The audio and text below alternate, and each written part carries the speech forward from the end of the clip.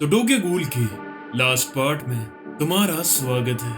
और आज इस पार्ट में काफी सारे धमाके होने वाले हैं। कई बैक स्टोरीज, कई सारे ट्विस्ट और कई सारी बैटल्स तुम्हें देखने को मिलेंगी। और हाँ, ये दूसरे पार्ट से काफी ज्यादा डार्क होने वाला है। तो सीधा स्टार्ट करते हैं। यारे यारे, हाँ थोड़ा टाइम है, रिकैप कर लिया जाए। गाने की एंतेकू से अलग होकर उसने अब अपनी अलग टीम बना ली है और वो उनके साथ रहकर आओगिरी को खत्म करने की योजना बना रहा है। फिर वो डॉक्टर कानो को ढूंढते हुए उनके मेंशन तक पहुंचते हैं जहां उसकी बैटल होती है और वो वहां आधा काकुजा बनकर बेकाबू हो जाता है। वहां उसे ये भी पता चलता है कि रिजे अभी जिंदा है और योमो उसे अपने साथ ले जाता है। और अब आगे देखते हैं कि क्या होता है। टोकी गूल पार्ट 4। अब जो सुगियामा था वो इनामी को अपने साथ कैफे में लेकर आया था और फिर वो बैठकर अपनी आइस टी वगैरह पीते हैं। फिर सुगियामा जाता है वॉशरूम और फिर हमें दिखाया जाता है कि उसने अभी तक कानिकी का वो खून वाला रुमाल संभाल कर रखा हुआ है। एंड फिर वो उसे निकालता है और उसे सूंघता है। ये कभी नहीं सुधरने वाला। फिर हम देखते हैं कि वहाँ कैफे शॉप पर आ जाती है सेन ताकासुकी, वही फेमस ऑथर। और फिर वो बैठकर हिनामी से बातचीत करती है। एंड ताकासुकी जब वहां से जा रही थी तो उसने हिनामी को अपना एक कार्ड भी दिया था। अब हमें दूसरी तरफ दिखाया जाता है तो वहाँ अमोन और आकीरा लंच कर रहे थे। अब जो अमोन था वो ज्यादा मिर्च वाली चीजें नहीं खाता था, लेकिन आकीरा उसे जबरदस्ती अपनी मिर्च वाली करी राइस खिला देती है। देन अमोन को रियलाइज होता है कि बिल्कुल ऐसे ही उसका बाप माधो भी करता था उसके साथ। एंड वो उसे हंसते हुए देख काफी हैरान हो जाता है क्योंकि उसने उसे पहली बार ऐसे देखा था। हम देखते हैं कि सीजीजी की ऑफिस में सेन ताकाजुकी आई थी और वो जिद कर रही थी कि उसे एक इन्वेस्टिगेटर से ही बात करनी है। फिर अमोन उधर खुद आता है और उसे बात करने के लिए वो अंदर ले जाता है सिक्योरिटी वगैरह पार करवाते हुए। अब ताकाजुकी कहती है कि उसे रिवॉर्ड वगैरह नहीं चाहिए, जो भी वो इन्फॉर्मेशन उन्हें बताएगी उसके लिए, बस बदले में वो उसका इंटरव्यू लेना चाहती है क्योंकि वो अगली किताब गूल्स और इन्वेस्टिगेटर्स के ऊपर लिख रही है। फिर वो उसे बताती है और उसे कहती है, क्या तुमने स्पिनिक्स ट्रेडिंग कंपनी का नाम सुना है? वो लोग दूसरे कंट्री से प्रोडक्ट्स लेकर उन्हें डोमेस्टिकली बेचते हैं। और पता है उन प्रोडक्ट्स में स्पिनिक्स वालों के हाथों क्या लगा? गूल्स। अमोन कहता है गूल्स मतलब? फिर वो बताती है कि उनके हाथ एक सोल्यूशन लगा है, a solution of a dissolved girls, जिसे बोतल में भरकर वो सप्लाई करते हैं। और हाँ, मुझे ये भी पता चला है कि वो सोल्यूशन वो सीजीजी वालों को बेचते हैं काफी अच्छे दाम पर। और हाँ, स्पिनिक्स की प्रेसिडेंट की काफी अच्छी बातचीत है सीजीजी वालों से। अब अमोन समझ जाता है, अच्छा इसका मतलब जो वो अंडरग्राउंड फैसिलिटी थी उस मेंशन में जिस पर उन्होंने पिछले पार्ट में अटैक किया था वो असल में स्पिनिक्स की प्रेसिडेंट की थी। इनडायरेक्टली बोले तो it was a CCG property और स्पिनिक्स का प्रेसिडेंट ही था जिसका वो मेंशन था और उसका नाम था नानाओ यासुशीशा। और ये उन दोनों बहनों कुरो और शीरो का ही बाप था जिसे बताया जाता है कि गूल्स ने खा लिया था। अब इसके बाद ताकासुकी उसका इंटरव्यू लेकर चली जाती है और अब अमोन सोच रहा था कि अगर नानाओ सीजीजी के साथ ही काम कर रहा था तो उसकी जान खतरे में कैसे होगी? उसे तो अच्छी खासी प्रोटेक्शन मिल रही होगी। और अगर वो मेंशन सीजीजी की प्रॉपर्टी के अंदर ही था, इसका मतलब कि सीसीजी वाले एक्सपेरिमेंट करवा रहे थे इंसानों को गूल बनवाने का। और शायद नानाओ को ये भनक लग गई तो उसका मुंह बंद करने के लिए शायद सीसीजी वालों ने ही उसे मरवा दिया। अब अमोन सोचता है, यार मैं ज्यादा ही ओवरथिंक कर रहा हूँ, मैं ये क्या कह रहा हूँ, ऐसा नहीं हो सकता। अब हमें दिखाया जाता है कि कानिकी मिलने जाता है योमो से। फिर वो उसे कहता है कि मुझे रेजे से मिलना है। योमो कहता है वो तुमसे मिलने की हालत में नहीं है। तभी तक कानिकी को आवाज आती है और वो तुरंत बाहर जाता है तो साइड वाले कंटेनर के अंदर रेजे थी। और जैसे ही वो उसके पास जाता है तभी वो देखता है कि वो पूरी बौखलाई हुई थी। तो योमो आकर उसे थोड़ा सा मीट देता है, तब जाकर वो शांत होती है। योमो बताता है कि इसकी याददाश्त वगैरह सब जा चुकी है और अभी इसका दिमाग भी ठिकाने पर नहीं है। दूसरी तरफ हमें दिखाया जाता है तोका जो कि बाहर घूम रही थी और तभी उसे रास्ते में मिलता है हीडे जो कि कानिकी के मिसिंग पोस्टर लगा रहा था। फिर वो बैठकर दोनों बातचीत वगैरह करते हैं। हिडे भी उसे कानिकी के बारे में काफी सारी चीजें बता रहा था और वो एक और चीज उसे बताता है कि जब भी कानिकी झूठ बोलता है ना तो वो अपने चिन को ऐसे टच करता है। हमें दिखाया जाता है कि सीजीजी के ऑफिस में एक मीटिंग थी जहाँ सारे के सारे स्पेशल इन्वेस्टिगेटर्स बैठे हुए थे और वो डिस्कस कर रहे थे कि कैसे वो गूल्स को खत्म करेंगे और उनके अगले टारगेट्स क्या क्या हैं, जिसमें उनका अगला टारगेट में कानिकी भी था, वो दोनों बहनें भी थी और आउल भी था। और उनकी एक और इन्वेस्टिगेशन उन्होंने चालू कर दी थी कि असल में 2 आउल्स हैं या नहीं। दूसरी तरफ हमें दिखाया जाता है कि कानिकी आता है कॉफी शॉप में योशिमुरा से मिलने के लिए और उसे कहता है कि क्या आओगिरी का leader the one eyed owl, क्या वो आपका बच्चा है? And now this is shocking. अब योशिमुरा से कहता है ये किसने कहा तुमसे? फिर हमें दिखाया जाता है कि योमो ने उसे बताया था कि जो मिस्टर योशिमुरा है वो असल में वन आइड गूल नहीं है। तुमने देखा ही कि उनकी दोनों आंखें गूल्स वाली हैं, बस वो वन आइड गूल बनकर घूमते हैं। ताकि वो असली वन आइड गूल को कवर कर सके। और तुम ही बताओ वो ऐसा क्यों कर रहे हैं? आखिर ऐसा क्या रिश्ता है वन आइड गूल के साथ उनका? शायद तुम समझ गए होगे। प्रेजेंट टाइम में आते हैं तो योशिमुरा उसे जवाब नहीं देता है, बल्कि उसे एक कहानी सुनाता है। वो कहता है कि ये बहुत समय पहले एक कुजैन नाम का गूल था और दूसरे गूल्स की तरह ही वो इंसानों को मार कर खाता था अपने सर्वाइवल के लिए। उसकी जिंदगी में उसका कोई नहीं था, वो एकदम अकेला था। और कुजान के बारे में दूसरे गूल्स को भी पता चल गया था और फिर वो एक ऑर्गेनाइजेशन का भी पार्ट बन गया जिसका नाम था वी ऑर्गेनाइजेशन। अब उनके लिए काम करके उसके पास सब आ गया था, रहने के लिए घर, खाने के लिए खाना, पहनने के लिए कपड़े। अब उसकी लाइफ एकदम सेट हो गई थी। लेकिन एक दिन जब कुजैन एक कॉफी शॉप पर गया हुआ था तो वहां उसकी मुलाकात एक लड़की से होती है जो कि वहां एक वेट्रेस थी और उसका नाम था यूकीना और वो एक इंसान थी। अब कुजैन अभी तक अकेला था और उसने कभी भी अपने दिल की बात किसी से नहीं की थी, लेकिन पता नहीं कैसे वो यूकीना के साथ इतना कंफर्टेबल था कि वो उससे ये सब बात कर पा रहा था। बाद में जाकर यूकीना को पता भी चल जाता कि कुजैन एक गूल है, लेकिन उसके बाद भी वो उसे एक्सेप्ट कर लेती है। उसके बाद वो दोनों डेट वगैरह करते हैं एंड उनका प्यार वगैरह होता है। एंड देन कुजैन यूकीना को साफ साफ समझाता है और कहता है कि देखो, मैं चाहता हूँ कि तुम मेरे साथ हमेशा रहो और तुम्हारे साथ ही मेरा बच्चा हो, लेकिन ऐसा नहीं हो सकता। वो पैदा होने से पहले ही तुम्हारे पेट के अंदर भूख के मारे मर जाएगा। उसे लगा था कि यूकीना गिव अप कर देगी, लेकिन एक दिन जब वो घर जाता है तो यूकीना कुजैन का फूड यानी कि ह्यूमन मीट खा रही थी ताकि वो अपने पेट में पल रहे बच्चे का न्यूट्रिशन पूरा कर सके। And then she created a miracle. And then एक गूल और ह्यूमन के मिक्सचर से उनका एक बच्चा होता है। अब कुछ दिन बाद कुजैन को यूकीना के एक पॉकेट डायरी मिलती है और उसे पढ़कर उसे पता चलता है कि जो यूकीना है कि वो एक रिपोर्टर है एंड करेंटली वो वी ऑर्गेनाइजेशन के ऊपर काम कर रही है और इसके खिलाफ उसके पास काफी क्रूशियल इंफॉर्मेशन भी थी। अब इसकी खबर वी ऑर्गेनाइजेशन को लग जाती है और वो कुजैन को काम देते हैं यूकीना को ठिकाने लगाने के लिए। अब ना चाहते हुए कुजैन को उनकी बात माननी पड़ती है और इसीलिए फिर वो अपने हाथों से ही अपने प्यार को मार देता है। और पता है लास्ट टाइम पर भी यूकीना क्या कह कर जाती है उससे कि आई एम वरीड कि तुम फिर से अकेले हो जाओगे मेरे बिना।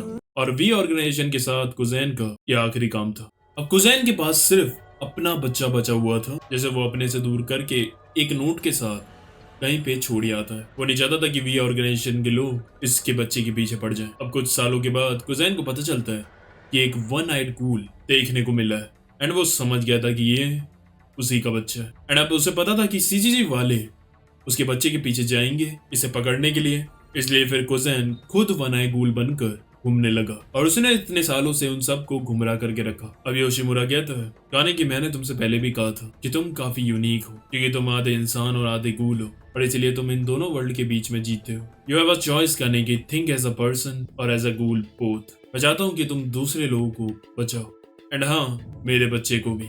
तो क्या ख्याल है काने की, दोबारा एंतेकू को ज्वाइन करना चाहोगे? एंतेकू उनकी कॉफी शॉप का नाम है। अब दिखाया जाता है कि जस्ट वहां से काने की गया था और तोका वहां आती है और उसे जैसे ही पता चलता है कि काने की अभी अभी यहाँ से गया है तो वो भाग कर जाती है उसे मिलने के लिए। अब रोड के क्रॉसिंग ब्रिज पर वो उसे देखता है, फिर काने की तोका से कहता है कि मैंने अभी मिस्टर योशिमुरा से बात की और उन्होंने पहली बार मुझे अपने बारे में बताया। वैसे उन्होंने मुझे दोबारा एंतेकू को ज्वाइन करने को कहा है। समझ नहीं आ रहा मैं क्या करूं, क्या यहाँ रहकर मेरा पर्पस पूरा हो पाएगा? तो वह पूछती है तुम्हारा पर्पस क्या है? वो कहता है मुझे तुम सबको बचाना है हर एक खतरे से। तो वह कहती है किसने बोला तुमसे ये करने को? हमने बोला क्या कि हमें बचाओ, जो तुम अकेला सबको बचाना चाह रही हो? और फिर वो फ्रस्ट्रेट होकर गुस्से में कानिकी को मारने के लिए आती है। कानिकी उसे डॉज कर रहा था लेकिन तोका रुक ही नहीं रही थी और फिर तोका चिल्लाकर बोलती है देखो, तुम एक ट्रेजिक हीरो की तरह एक्टिंग मत करो। मुझे ये बताओ जो अपने आप को नहीं बचा सकता वो दूसरों को कैसे बचाएगा? एंड फिर वो तेज से चिल्लाकर बोलती है आज के बाद वापस मत आना एंतेकू में। और फिर वो उसमें एक कस की घुसड़ मार कर उसके ऊपर बैठ जाती है और कहती है क्या हो गया है तुम्हें, तुम पहले की तरह बिल्कुल नहीं हो। एंड फिर वो वहां से चली जाती है। अब कानिकी अपने वापस घर जाता है और अपने सारे बंदों को अपने पास बैठा कर बोलता है आई थिंक अब हम सबको अलग अलग होकर अपने अपने रास्ते चले जाना चाहिए। कानिकी कहता है सॉरी बट मैंने डिसाइड किया है कि अब मैं वापस एंतेकू को ज्वाइन करूंगा और योमो की तरह ही मैं पीछे रहकर सारा काम करूंगा क्योंकि मुझे रियलाइज हो गया है कि मैं गलत था। मैं पहले जैसा था वैसे ही अच्छा था और मुझे पता है कि ये मेरा सेल्फिश डिसीजन है बट मैं चाहता हूँ कि तुम लोग भी मेरे साथ आकर वहीं रहो। बेंजो कहता है क्या कह रहे हो कानिकी, तुमने हमारी जान बचाई है, हम हमेशा तुम्हारे साथ ही रहेंगे। और वो सब हाँ कर देते हैं उसके साथ आने के लिए। तभी सुकियामा आता और कहता है क्या मैं भी इस छोटी सी फैमिली का हिस्सा बन सकता हूँ। कानी कहता है सॉरी सुकियामा, बट मैं तुम पे ट्रस्ट नहीं कर सकता। बट ये सही बात है कि जब तुम साथ रहते हो तो चीजें काफी आसान हो जाती है। यानी कहता है if you don't mind, but मैं चाहता हूँ कि तुम हमेशा मेरी स्वॉर्ड बनकर मेरी रक्षा करो। और सुकियामा झुक कर कहता है एज यू विश। दूसरी तरफ हम देखते हैं कि तोका घर बैठकर पढ़ रही होती है और वो सोच रही थी यार मैंने कानी की कुछ ज्यादा ही डांट दिया, मुझे ऐसा नहीं करना चाहिए था। अब पता नहीं वो वापस भी आएगा कि नहीं। तभी वो उस रैबिट की चेन को देख रही थी जो कानिकी ने उसे गिफ्ट करा था। और फिर हमें दिखाया जाता है एक कैट जैसा की चेन जो कि अमोल लाया था अकीरा के लिए। अकीरा कहती है किसी आदमी ने पहली बार मुझे ऐसा गिफ्ट दिया है मेरे पापा के अलावा, थैंक यू। और हमें दिखाया जाता है कि मारुदे और उसका दोस्त जो कि उसका सीनियर भी था योशितोकी, वो दोनों बैठकर अपने अगले ऑपरेशन के लिए बात कर रहे थे। वो उसे बताता है कि सीजीजी के चेयरमैन ने मुझे इस ऑपरेशन का कमांडर बनाया है। फिर हमें दिखाया जाता है कि वो दोनों जाते हैं चेयरमैन से मिलने और कहते हैं सर हमारी इन्वेस्टिगेशन टीम ने आउल की लोकेशन ढूंढ ली है। वो कहता है अच्छा तो कहाँ है वो बताते हैं 20th वार्ड में एक कैफे है एंतेकू नाम से। यानी कि उन्होंने 10 साल के बाद आखिरकार योशिमुरा को ढूंढ ही लिया and now they are coming for him. एडमा में दिखाया जाता है जूजो का पास्ट। तो जूजो एक अनाथ था और छोटे में ही उसे एक औरत रोड से उठाकर अपने साथ ले आती है जो कि एक गूल थी और उसका नाम था बिग मैडम। और उसने जूजो को अपना ह्यूमन पेट बना लिया था। फिर वो उसे गूल रेस्टोरेंट में भी ले जाती थी जहाँ उसने छुरी वगैरह चलानी सीखी थी और वहां उसने कई सारे कत्ल किए थे। और वो औरत साइको भी थी, इसलिए वो अपने मजे के लिए जूजो को बुरी तरह टॉर्चर करती थी। कभी उसे बुरी तरह मारती थी तो कभी उसकी खाल को खींचती थी और कभी कभी उसे शौक था कि उसे वो लड़के के कपड़े वगैरह पहनाकर उसे लड़की जैसा बनाती थी। और एक दिन तो उसने जूजो को हमेशा लड़की बनाने के लिए उसके जो दोनों अखरोट थे ना वो उसने हथौड़े से तोड़ दिए। देख कर ही दर्द होने लगा था भाई मेरे को। चोट लगी है उसे फिर क्यों महसूस मुझे हो रहा। कितना दर्द हुआ होगा यार उसे। फिर हमें दिखाया जाता है कि फिर उसे वो गूल रेस्टोरेंट में मिली जाती है। लेकिन एक दिन वहाँ सीजीजी की रेड हो जाती है और तब से जूजो सीजीजी के अंडर रहता है। इधर हमें ये भी दिखाया जाता है कि जो जंगल में बिल्लियों को मार रहा था वो जूजो नहीं था बल्कि सीजीजी का ही एक इन्वेस्टिगेटर था जो कि थोड़ा साइको था और जूजो उसे ऐसा करते हुए देख लेता है। देन सीजीजी वालों ने सोचा कि अगर ये बात बाहर निकली तो उनकी ऑर्गेनाइजेशन का काफी नाम खराब होगा, इसलिए वो सोचते हैं कि क्यों ना हम जूजो का ही नाम लगा दे कि वो ऐसा कर रहा था। वो तो बच्चा है तो उनका नाम भी इतना खराब नहीं होगा और इसी चक्कर में जूजो फंस जाता है। उसके बाद जूजो की ट्रेनिंग वगैरह पूरी होती है एंड शिनोहारा उसे अपने अंडर रखता है एंड हाँ उसका नाम रे सुजुया था जिसे वो बदल कर जूजो सुजुया कर देते हैं। और हाँ इसका जेंडर नन है, बताने की जरूरत नहीं है क्यों।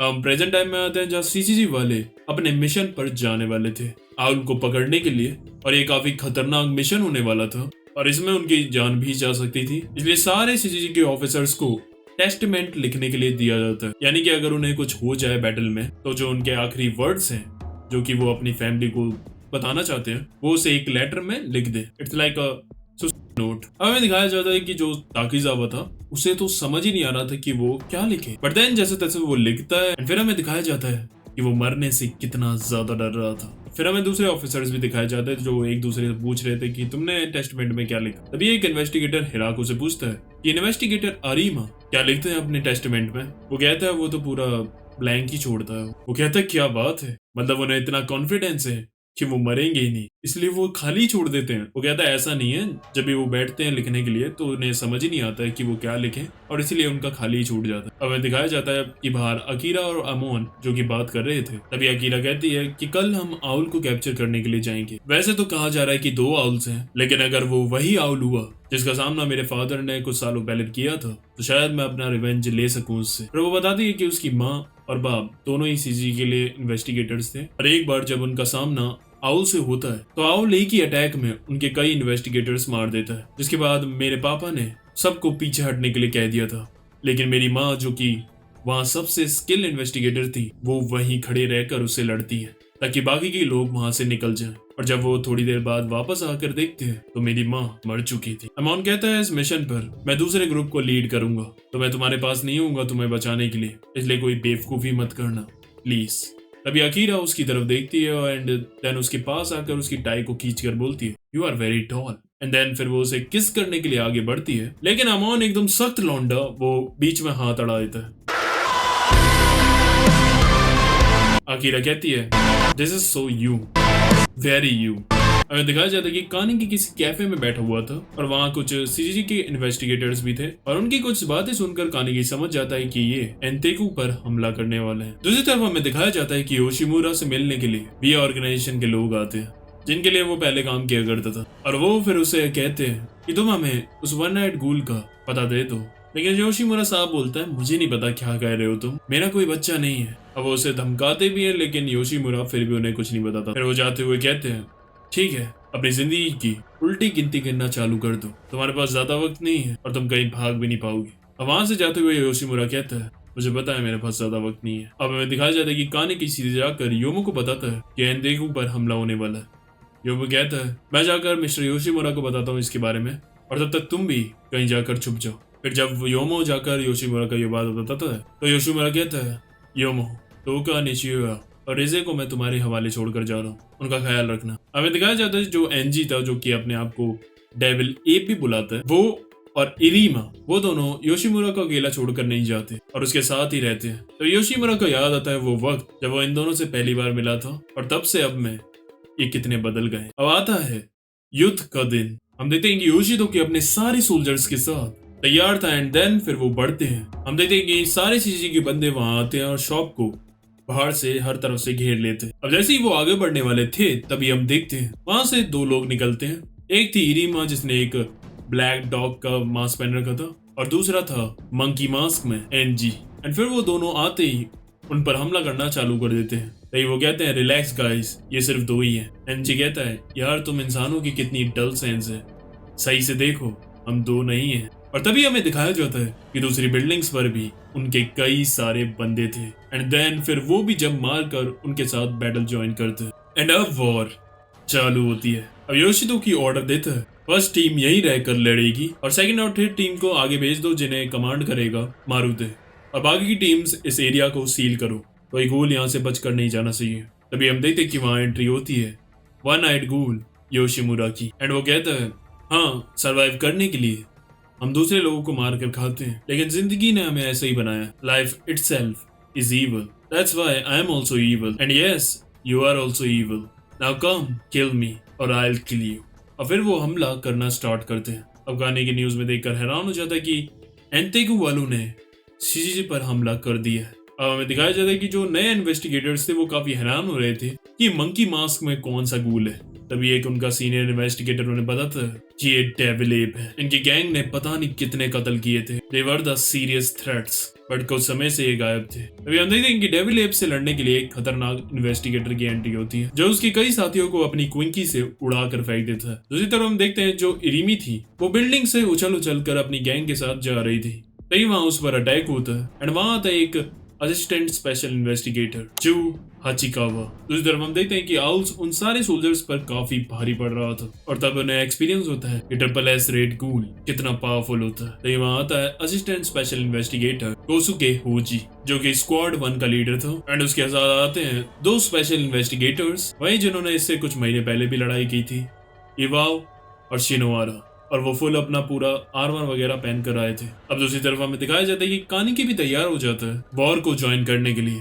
तभी पीछे से निशुया आता है और वो उससे कहता है तो तुम सच में जा रहे हो, वैसे तुम्हारा जाना जरूरी क्यों है, तुम्हारे पास कई लोग हैं जिन्हें तुम्हें अभी भी प्रोटेक्ट करना है, क्या तुम्हें सच में लगता है कि तुम्हें वहां जाना चाहिए। कानिकी कहता है क्या तुमने कभी सोचा कि मिस्टर योशिमुरा ने वो कॉफी शॉप क्यों खोली। तो असलियत में मुझे ऐसा लगता है कि क्योंकि उन्होंने जो भी कांड पहले किए थे उसका भुगतान करने के लिए उन्होंने वो कॉफी शॉप खोली, बिकॉज वो युकीना को भी एक कॉफी शॉप में ही मिले थे सबसे पहली बार। कानिकी कहता है पता है उस कॉफी शॉप में एक एंटीक कप था जिसे मिस्टर योशिमुरा ने कभी यूज नहीं किया 10 सालों में। I think he is been waiting a long time. या एक्चुअली में ये बताने की कोशिश की गई थी कि योशिमुरा अपने बच्चे का वेट कर रहा था कि शायद वो एक दिन उसे मिलने आए एंड देन वो एंटीक कप निकाल कर उसके साथ कॉफी पिए। अभी हमें दिखाया जाता है कि पीछे आ जाता है सुकियामा और वो कानिकी पर हमला करके उसे लड़ाई में जाने से रोक रहा था।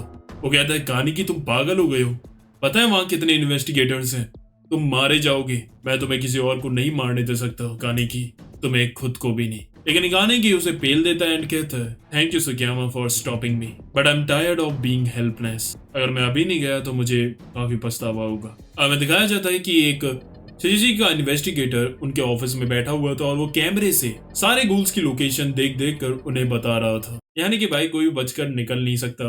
हमें दिखाया जाता है कि वहाँ इरीमी और हाचिकावा की बैटल हो रही थी और जैसे ही वो उस पर अटैक करने के लिए जा रही थी तभी बीच में एक इन्वेस्टिगेटर आता है और उस पर हमला करता है, लेकिन वो बाल बाल उससे बच जाती है और कहती है अगर मैं सही टाइम पर पीछे ना होती तो मेरी गर्दन उड़ चुकी होती अभी तक। हम देखते हैं कि वो इन्वेस्टिगेटर हिराको था। दूसरी तरफ आउल की बैटल चल रही थी शिनोहारा और एवाओ से, लेकिन हमला करने के बाद भी वो उसे घायल नहीं कर पा रहे थे। वो समझ गए थे कि उनका फायर पावर अभी भी कम है। फिर वो ज्यूजो को भी अंदर भेजते हैं एंड वो आता है एकदम फिर से धूम वाली एंट्री लेकर, लेकिन उसके हमले से भी आउल को कुछ नहीं होता। तभी हम देखते हैं कि तोका अपने घर से निकलकर कहीं जा रही थी, तभी गेट पर उसे योमो मिलता है। योमो कहता है अपना सामान पैक करो, हमें निकलना होगा। तोका कहती है लेकिन मिस्टर योशिमुरा और बाकी के लोग। योमो कहता है तुम्हें जरूरत नहीं वहां जाने की, वैसे भी तुम कुछ नहीं कर पाओगी वहां। मिस्टर योशिमुरा, इरीमी और एनजी वहां संभाल लेंगे। वैसे भी उन्होंने जो पहले क्राइम किए थे वो उनका पश्चाताप कर रहे हैं। तोका कहती है तो मुझे भी पश्चाताप करना है, मैंने भी तो पता नहीं कितने लोगों को मारा है। योमो कहता है अभी तुम्हें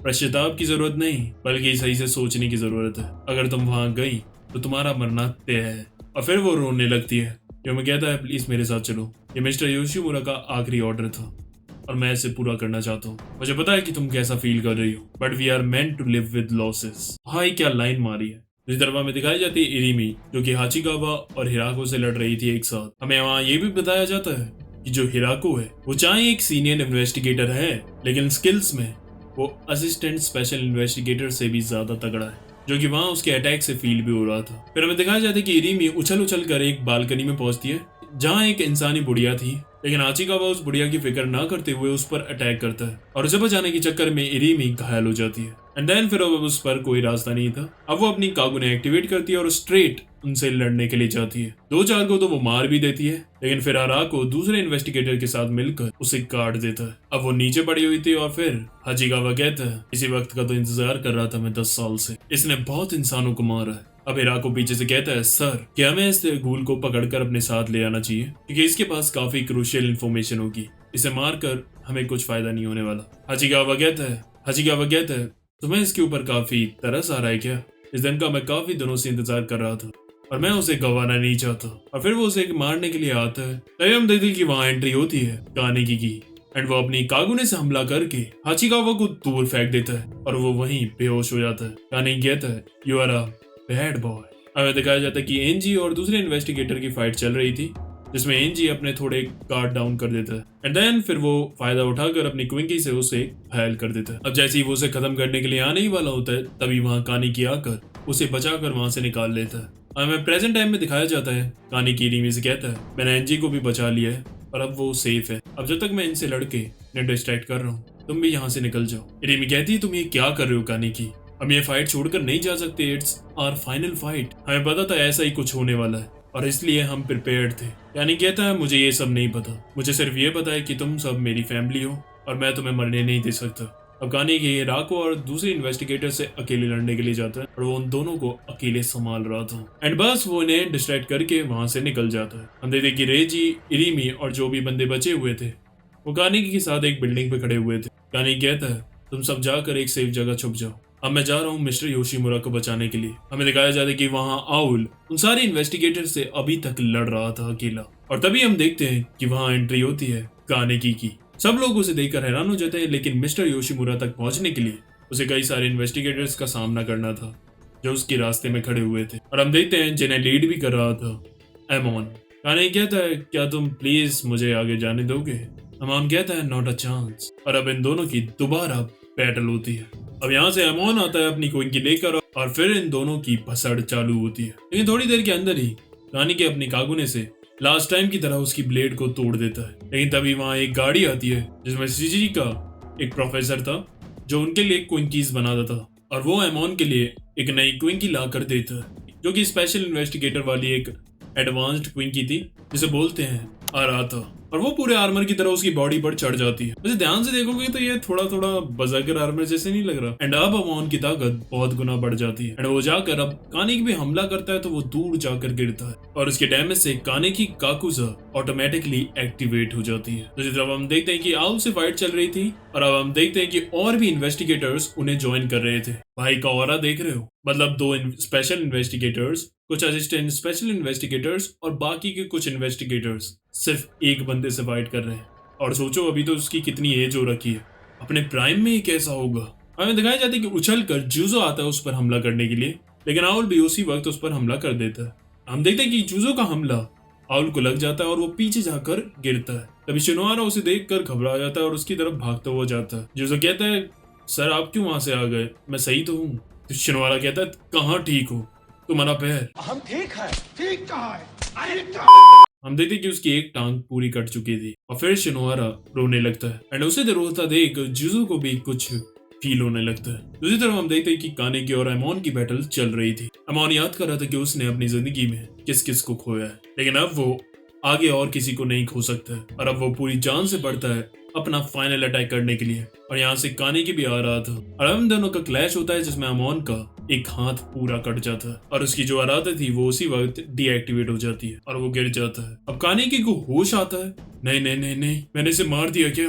और तभी कानेकी को रियलाइज होता है कि उसके पेट में एक बड़ा सा छेद हो गया है जो कि एमोन ने अपने हमले से किया है और वो नीचे गिरता है और वो उसे हील भी नहीं कर पा रहा था। अब कानेकी काफी मुश्किल में था। वो कहता है, नहीं अभी मुझे मिस्टर योशिमुरा को भी बचाना है। अब वो रोड पर घिसट घिसट कर आगे बढ़ रहा था। हमें दूसरी तरफ दिखाया जाता है आउल की फाइट, जहां उन इन्वेस्टिगेटर्स ने उस पर हमला कर करके उसे काफी डैमेज कर दिया था और उन्हें सेंस हो रहा था कि वो अब इसे हरा सकते हैं और इसीलिए अब वो उस पर चढ़ चढ़ कर हमला करते हैं। लेकिन तभी इवाओ का एक हाथ कट जाता है और तभी इसका फायदा उठाकर शिनोहारा उस पर एक क्रिटिकल अटैक करता है और ये मौका देखकर होजी अपनी एसेसरेट कागुने उसकी छाती में घुसेड़ कर उसे खत्म कर देता है। And finally they defeated the owl.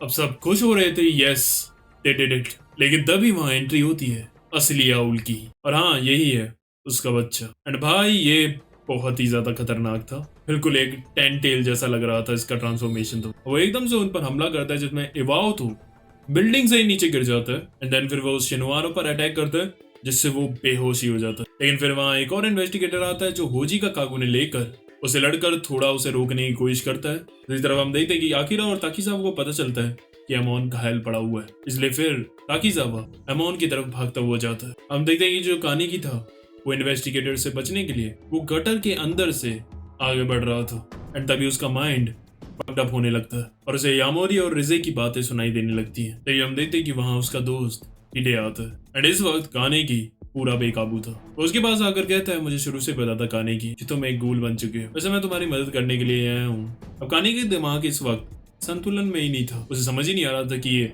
असली हिडे है या उसके दिमाग के अंदर ये भी इल्यूजन चल रहा है। तब यहाँ सीन कट होता है और हमें दिखाया जाता है कि असली आउल्ट की उस इन्वेस्टिगेटर से फाइट चल रही थी जो कि उससे काफी अच्छे से लड़ रहा था, लेकिन वो उसे भी घायल कर देता है। अब जो ज्यूजा था वो पीछे पड़ा होकर सब कुछ देख रहा था। तभी आउल जाता है शिनोहारा के पास और उसकी एक टांग काट कर उसे खाकर अपने आप को पावर अप करता है। अब शिनोहारा को तकलीफ में देखकर जुयो को कुछ होने लगता है। उसे फिर फ्लैशबैक्स आते हैं कि कैसे शिनोहारा ने उसे एक बच्ची की तरह पाला एंड पहली बार उसके इमोशंस हार आते हैं। तभी हम दूसरी तरफ देखते हैं कि कानेकी रास्ते में जा रहा था और उसी रास्ते पे उसकी मुलाकात होती है कीशो आरिमा से। अब हमें दूसरी तरफ दिखाया जाता है कि आउल शिनोहारा को पूरा खाने वाला होता है, तभी पीछे से उस पर जूजो अटैक कर देता है और एक टांग से उससे लड़ता है और भाई वो काफी तगड़ी टक्कर दे रहा था उसे, लेकिन वो पहले से इंजर्ड था इसलिए वो कुछ ही देर तक लड़ पाता। फिर हमें दिखाया जाता है कि तभी वहां बाकी के इन्वेस्टिगेटर्स आते हैं। हिरागो के साथ साथ उनकी पूरी स्क्वाड्स भी आई थी। दूसरी तरफ हमें दिखाया जाता है कि आरिमा और कानेकी की फाइट चालू हो जाती है और आरिमा ने अटैक करके कानेकी को पहले ही चीर दिया था। अब कानेकी शांत होता है और उस पर अटैक करने के लिए जा ही रहा होता है कि तभी आरिमा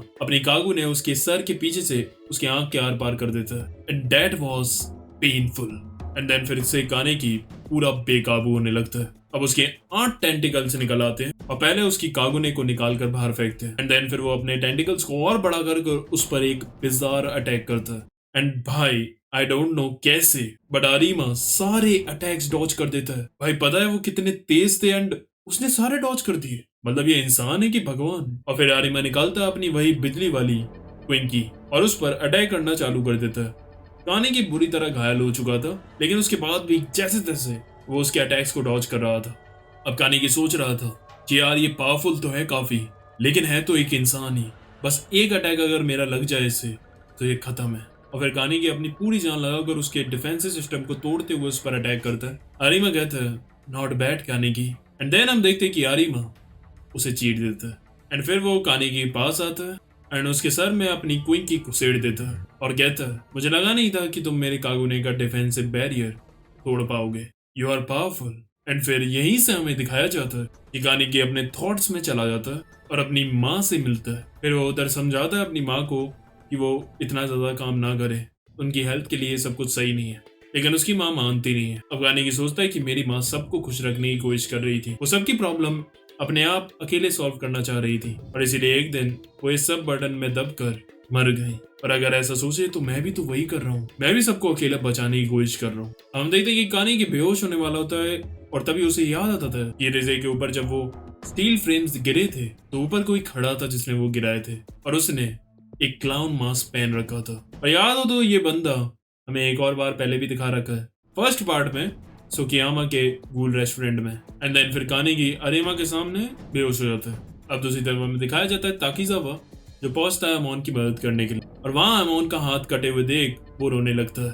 तो हम देखते हैं कि अमोन भी अभी भी थोड़े थोड़े होश में था। लेकिन तभी हम देखते हैं कि वहां आओगिरी का अटैक होता है एंड देन फिर तातरा आकर वहां उनके इन्वेस्टिगेटर्स को मारने लगता है। अब ताकीजावा को बहुत ज्यादा डर लग रहा था लेकिन वो अमोन को छोड़कर अभी नहीं जा सकता था। तभी हम देखते हैं कि अमोन उठकर खड़ा हो जाता है। एक हाथ कटने के बाद भी वो उससे लड़ने के लिए तैयार था और कहता है ताकीजावा तुम पीछे रहो, मैं इससे लड़ूंगा। ताकीजावा कहता है नहीं, मैं भी एक गूल इन्वेस्टिगेटर हूँ और वैसे भी आपकी हालत अभी ठीक नहीं है। अब ताकीजावा हिम्मत करके अपनी कागुने से अटैक करते हुए आगे बढ़ता है और जो तातरा के पीछे दो बंदे थे वो उन्हें मार देता है। लेकिन फिर तातरा उसकी गर्दन पकड़ लेता है और कहता है जो ये तुम्हारे पास क्विंकी है ये मेरे एक बंदे की कागुने थी जिसे होजी ने मारा था, इसका मतलब तुम होजी के बंदे हो। ताकीजावा कहता है मुझे छोड़ दो। तातरा कहता है एज यू विश और फिर वो उसे हवा में उछालता है जहाँ नोरो आकर उसका एक हाथ आ जाता। अब ये देखकर अमोन को गुस्सा आ जाता है और वो उस पर हमला करने के लिए आता है और यही ये सीन काट दिया जाता है। एंड अब आगे हमें दिखाया जाता है कि सारे बचे हुए इन्वेस्टिगेटर्स आउल से लड़ रहे थे और जो कम स्किल वाले लोग थे वो तो उसके एक ही दो अटैक में खत्म हो रहे थे। अब तभी हिराको भी उससे लड़ता है लेकिन 2-3 अटैक्स के बाद उसकी भी हालत खराब हो जाती है। अब जैसे ही वो उन सबको मारने के लिए आ रहा होता है तभी पीछे से उस पर अटैक होता है और हम देखते हैं कि वहां बैड एस एंट्री लेते हुए अमोन आ गया था अपनी स्क्वाड 0 के साथ और वो उन सबसे कहता है पीछे रहो, मैं इससे अकेला लड़ूंगा। भाई ने आते ही ऑरा फार्मिंग कर दी एंड देन अब चालू होती है असली बैटल। और स्पीड की तो बात भी मत करो, पीछे जो इन्वेस्टिगेटर्स थे वो देख भी नहीं पा रहे थे कि इनकी बैटल कैसे चल रही है और अरीमा भी भाई पूरा क्लोज जाकर उसे काटने की कोशिश कर रहा था। एंड भाई उसे जरा सा भी डर नहीं लग रहा था क्योंकि अगर आउल का उसे एक भी अटैक लग गया तो वो खत्म है। लेकिन उसे अपनी काबिलियत के ऊपर जितना ज्यादा भरोसा था कि वो पूरा कॉन्फिडेंट होकर उस पर अटैक कर रहा था। एंड भाई जो उसकी स्पीड और एजिलिटी थी उसे देखकर तो खुद आउल भी हैरान हो रहा होगा कि बहन डॉज कैसे कर रहा है ये मेरे अटैक्स। अब आउल समझ गया था कि भाई इसे तो वो इतनी आसानी से मार ही नहीं पाएगा, इसलिए वो जाता है योशिमुरा की बॉडी को अपने मुंह के अंदर डाल लेता और वहां से निकल जाता है। अब आरिमा भी बिल्डिंग से कूद कर उस पर अटैक करता है लेकिन आउल उसके चंगुल से निकल ही जाता है। फिर हमें दिखाया जाता है कि आगे जाकर आउल योशिमुरा की बॉडी को बाहर निकालता है एंड फिर उसमें से एक लड़की निकलती है और कहती है हाय डैड। एंड योशिमुरा कहता है ये तो यानी कि जो वो पट्टी वाली गर्ल थी ये तो वही है वन आइड गूल एंड यही आओगिरी की लीडर भी। एंड यस इंसानी दुनिया में ये एक फेमस ऑथर भी है सेन ताकात्सुकी जिसे क्यानेकी और हिनामी मिले भी थे। अब जो ये सीजीजी और आउल का जो वॉर था ये खत्म हो चुका था। अगले दिन हमें दिखाया जाता है कि एवा और ज्यूजो आते हैं शिनोरा को देखने के लिए जो कि उस अटैक के बाद कोमा में जा चुका था एंड उन्हें ये भी नहीं पता था कि अब ये दोबारा होश में आएगा कि नहीं। दूसरी तरफ हमें दिखाया जाता है कि एक इन्वेस्टिगेटर था मिसाटो, वो चिल्ला रहा था कि क्योंकि उसे पता चला है कि इन्वेस्टिगेटर ताकीजावा और अमोन दोनों कल की बैटल में मारे गए। Yes they are both dead. तभी अकीरा कहती है मिसाटो यहाँ सीन मत क्रिएट करो, हमें पहले ही पता है कि ऐसी बैटल्स में ऐसा होता ही है। तभी वो रोते हुए फिर अकीरा से कहते हैं तुम्हारा दिल क्या पत्थर का है क्या, तुम्हें कुछ फील नहीं हो रहा उनके लिए। तभी अकीरा रोने लगती है और कहती है तुम क्या कहने की कोशिश कर रहे हो, वो दोनों मेरे भी बहुत करीब थे। हमें दिखाया जाता है कि हिराको जो कि अपने एक इन्वेस्टिगेटर के साथ बैठा हुआ था और उसे बात कर रहा था कि यार कल की बैटल में कई सारे इन्वेस्टिगेटर्स की तो बॉडी तक नहीं मिली है। दूसरी तरफ हमें दिखाया जाता है आओगिरी का अड्डा जहाँ तातरा, डॉक्टर कानो और एतो थे और फिर हमें दिखाया जाता है कि उन्होंने सामने योशिमुरा को एक पानी के टैंकर में डाल रखा है और वो उसका इलाज कर रहे हैं। कानो कहता है मैं तो काफी इम्प्रेस हो गया हूँ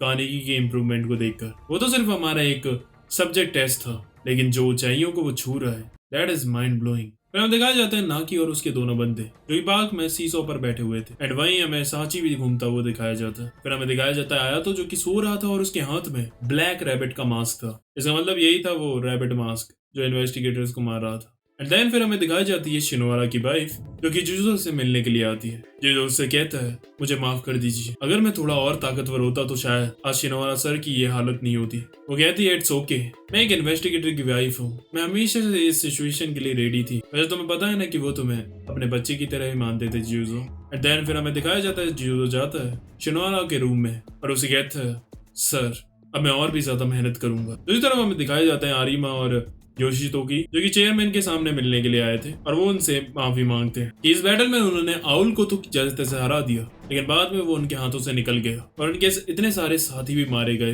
बेवजह। तभी हम देखते हैं कि उसके डेस्क पर एक लिस्ट रखी हुई थी जिस पर कानिकी का नाम भी था और उस पर ऐसा कांटा बना हुआ था, यानी कि कानिकी मर चुका है। हमें एक और शौक दिया जाता है, हमें दिखाया जाता है इतोरी का बार जहाँ कुछ गूल्स थे और वो वहां पर पार्टी कर रहे हैं पागलों की तरह, पता नहीं क्यों।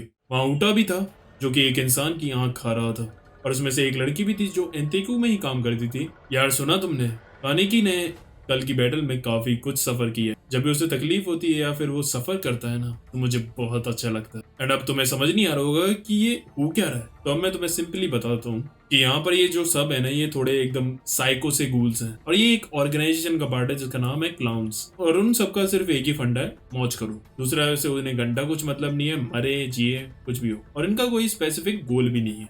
और देख सकते हो कि इनके ग्रुप में निको भी है और वही मास्ट वाला क्लाउन भी जिसने रिजे के ऊपर स्टील बार्स गिराए थे।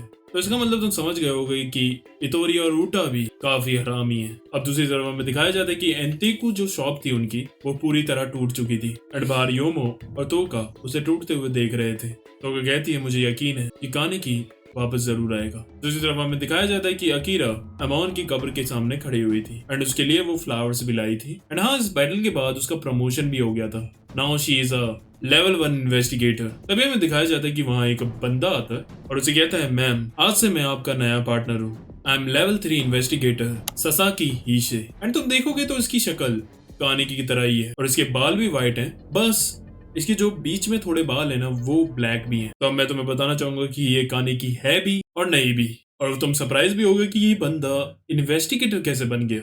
एंड यस, ये सब तुम्हें आगे पता चलेगा एंड ट्रस्ट मी बहुत ही बड़ा खुलासा होने वाला है, पूरी स्टोरी चेंज हो जाएगी।